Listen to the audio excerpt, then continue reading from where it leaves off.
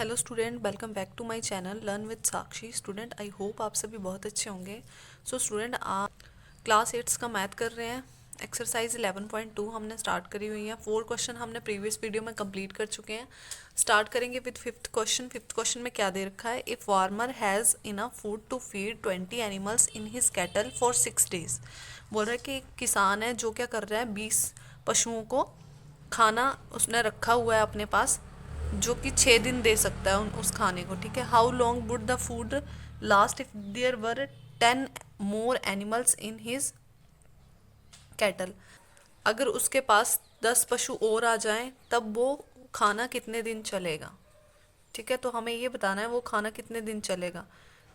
ऐसे उसके पास 20 पशु हैं, वो 20 पशुओं को 6 दिन का खाना उसके पास है। अगर 10 पशु और ऐड हो जाएं तब वो खाना कितने दिन चलेगा, ये बताना है हमें, नंबर ऑफ डेज। तो हमें जो भी बताना होता है ना, जो नहीं पता होता है, जो फाइंड करना होता है, उसको हम लेट कर लेते हैं। तो यहाँ से हम लेट कर लेंगे, let the number of days. यही फाइंड करना है हमें ना, कि कितने दिन चलेगा वो खाना। वो लेट कर लिया एक्स। ठीक है, और यहाँ से हम बनाएंगे अब टेबल। क्या क्या दे रखा है? एक हमें दे रखा है नंबर ऑफ डेज, और एक दे रखा है एनिमल्स, कितने पशु हैं, एनिमल्स कितने हैं, और डेज कितने हैं। ठीक है, यहाँ पे लिखेंगे नंबर ऑफ डेज। तो एनिमल्स कितने हैं उसके पास? सबसे पहले अगर उसके पास 20 एनिमल हैं, ठीक है, तो उसका खाना 6 दिन तक चल सकता है। तो बोल रहा है कि अगर 10 पशु और ऐड कर दें, मतलब 20 + 10 कितने हो गए, 20 + 10 कितने हो गए, 30। तो 30 हो गया। तब उसका खाना कितने दिन चलेगा? तो वो हमें नहीं मालूम, वो हमने एक्स मानना हुआ है। ठीक है, वाई इनवर्स प्रपोर्शन क्या होता है? इसको मान लेते हैं x1, इसको मान लेते हैं y1, इसको x2, तो इसको y2। क्या आता है यहाँ पे? x1 y1 = x2 y2, ऐसे लिखते हैं। ठीक है, इनके आपस में मल्टीप्लाई होती है। तो x1 कितना है? 20, और y1 कितना है? 6 = x2 कितना है? 30, और y2 कितना है? x। मल्टीप्लाई कर रहे हैं यहाँ पे ये x को 30, हमने तो x फाइंड करना है। तो यहाँ पे 30 मल्टीप्लाई में दूसरी साइड जाएगा तो डिवाइड कर जाएगा। तो यहाँ पे आ जाएगा 20 + 20 × 6 डिवाइड में 30 = x। कैंसिल करेंगे तो 10 3 एंड 10 2 और क्या बचा यहाँ पे? 3 1 3, 3 2 6, 2 2 4। This implies that x = 4। It means 4 days.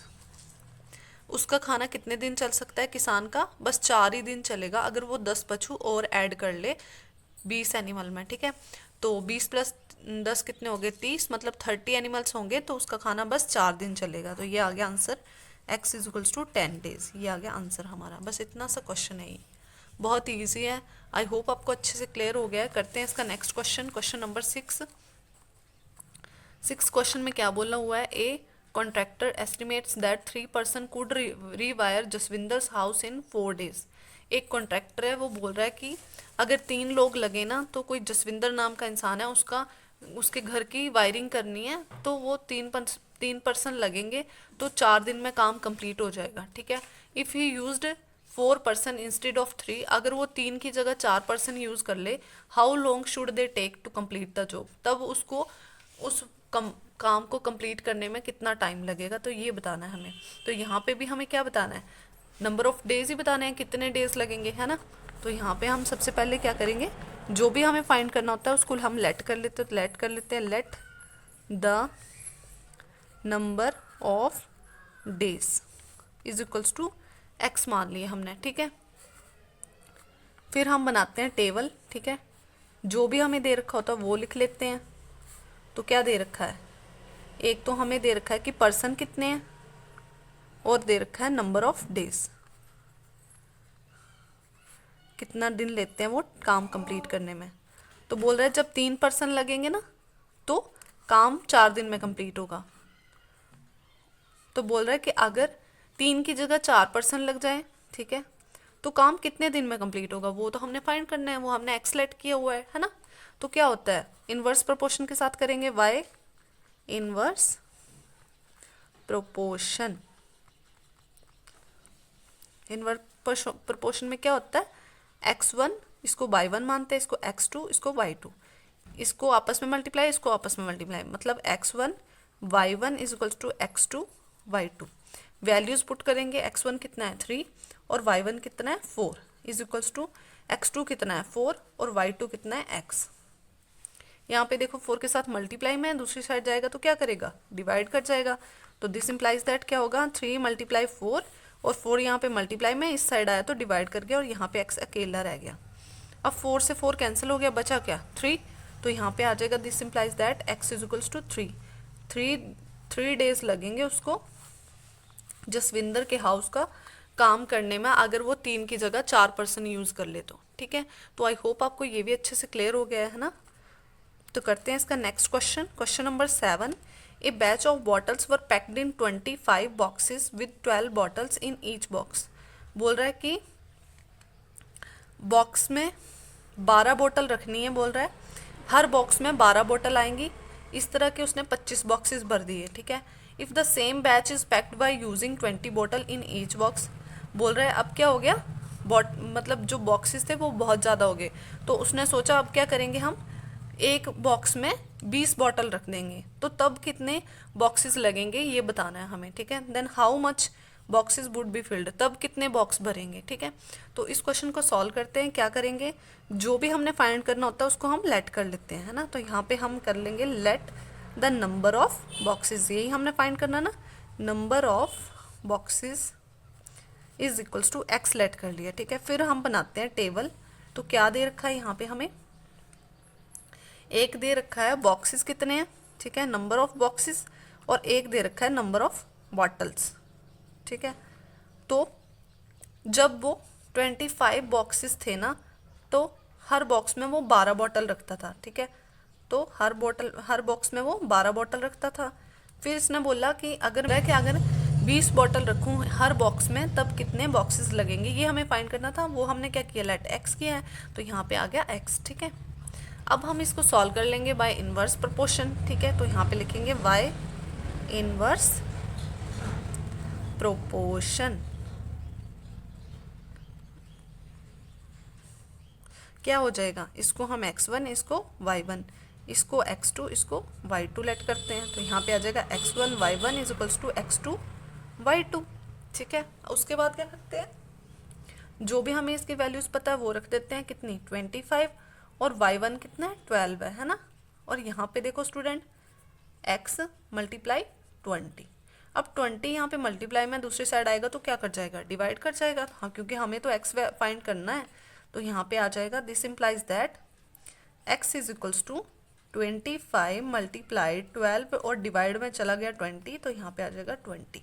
इसको कैंसिल करेंगे तो कैसे, 2 से कैंसिल कर लेते हैं, 2 10 जा 20 एंड 2 6 जा 12, 2 3 जा 6 एंड 2 5 जा 10, 5 1 जा 5 एंड 5 5 जा 20, बचा क्या 5 और 3 मल्टीप्लाई करेंगे तो कितना बन जाएगा, 5 3 जा 15, तो यहाँ पे आ जाएगा this implies that x is equals to 15। इसका मतलब 15 बॉक्स पैक होंगे। अगर हम हर बॉक्स में 20 बॉटल रखने शुरू कर दें तो हमारे बस 15 ही बॉक्स फिल होंगे। ठीक है, तो ये क्या हमारा आंसर है। आई होप आपको अच्छे से क्लियर हो गया ये क्वेश्चन भी। अगर स्टूडेंट आपको वीडियो अच्छा लग रहा है तो चैनल को सब्सक्राइब कर लें और वीडियो को लाइक कर लें। ठीक है, करते हैं नेक्स्ट क्वेश्चन। यहाँ पे पूछा हुआ है a factory requires 42 machine to produce a given number of articles in 63 days. बोल रहा है कि एक फैक्ट्री क्या कर रही है, एक प्रोडक्ट बनाने के लिए 42 मशीन यूज़ कर रही है। ठीक है, और 63 दिन में तैयार हो जाता है उनका आर्टिकल। ठीक है, how many machine would be required to produce the same article, same product same article बनाने के लिए कितनी मशीन्स हमें ज़रूरत पड़ेंगी अगर हमें वही काम 45 डेज में करना हो तो। ठीक है, तो सबसे पहले वो 42 मशीन यूज़ कर रहा था, तब उनका आर्टिकल 63 डेज में बन जाता था। ठीक है, अब क्या बोल रहा है, अब हमें ये बताना है कि कितनी मशीन्स यूज़ करें कि उनका आर्टिकल 54 डेज में ही बन जाए। ठीक है, तो आई होप आपको क्वेश्चन क्लियर हो गया। जो भी हमने फाइंड करना होता है उसको हम लेट करते हैं, तो हमने यहाँ पे क्या फाइंड करना है, नंबर ऑफ मशीन फाइंड करना है। ठीक है, कितनी है, late the number of machine, वही लेट कर लेंगे, इज इक्वल्स टू एक्स मान ली हमने। ठीक है, उसके बाद हम क्या बनाते हैं, बॉक्स बनाते हैं, जो भी दे रखा होता है वो लिख लेते हैं उसके अंदर। क्या दे रखा है हमारे पास, एक तो दे रखा है मशीन्स कितनी यूज़ कर रहे हैं हम आर्टिकल बनाने में, और दूसरा दे रखा है नंबर ऑफ डेज दे रखे हैं फिर से। तो यहाँ पे देखो, जब हम 42 मशीन यूज़ कर रहे हैं ना, तब हमारा आर्टिकल 63 डेज में बन जाता है। 54 डे लगेंगे आर्टिकल को बनाने में, तब कितनी मशीन्स यूज़ होंगी, ठीक है। तो यही फाइंड करना था, जो फाइंड करना हमने लेट करा हुआ है एक्स, तो यहाँ पे लिख दिया मैंने एक्स, ठीक है। इसको मान लेंगे x1, इसको मान लेंगे y1, इसको मान लेंगे x2, इसको मान लेंगे y2। तो अब करते हैं y इनवर्स प्रोपोर्शन। तो यहाँ पे आ जाएगा y इनवर्स प्रोपोर्शन,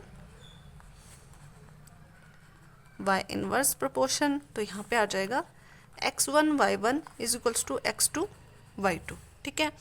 और क्या आ जाएगा यहाँ पे, x1 कितना है 42 है, और y1 कितना है 63 है, इज इक्वल्स टू x2 कितना है x है, और y2 कितना है 54 है, ठीक है। अब यहाँ पे ये मल्टीप्लाई में दूसरी साइड जाएगा तो क्या कर जाएगा, डिवाइड कर जाएगा।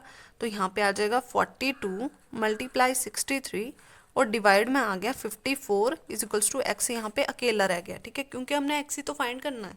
तो यहाँ पे देखो 9 6 जा 54 एंड 9 7 जा 63, ठीक है। फिर 6 7 जा 42 एंड 7 7 जा 49। तो यहाँ पे हमारे पास आया x इज इक्वल्स टू 49। इसका मतलब 49 मशीन यूज़ होंगी, ठीक है। 49 मशीन क्या होगी, यूज़ होंगी आर्टिकल को, सेम आर्टिकल को तैयार करने में कितने, 54 डेज में।